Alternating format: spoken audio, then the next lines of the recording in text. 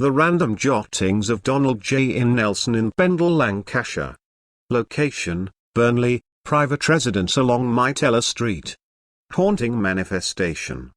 A worker at this building reported light switches would continually flick themselves off as she left a room, though there was no reason why they should.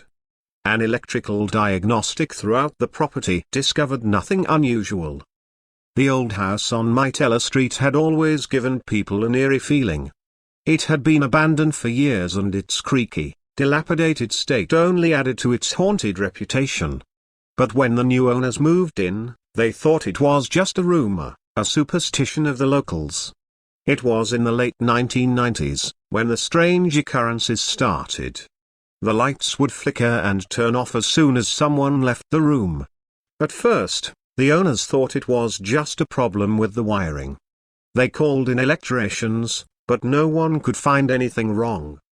The flickering became more frequent, and it wasn't long before they started hearing strange noises. Footsteps could be heard in the hallway, and doors would slam shut on their own. One night, the owners even reported seeing a shadowy figure standing at the end of the hallway. The owners tried to ignore it, but they couldn't shake the feeling that they were being watched.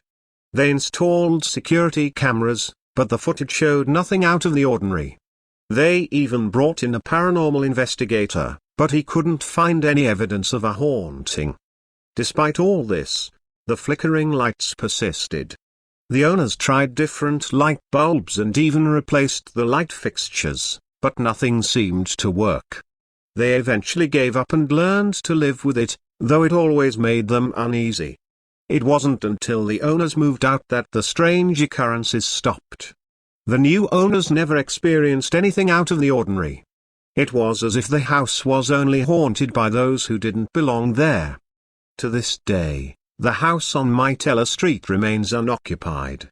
People still talk about the strange occurrences that took place there in the late 1990s. Some say that the ghost of a former resident still lingers, while others believe it's just an old house with faulty wiring.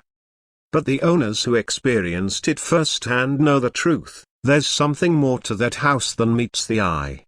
By Donald J.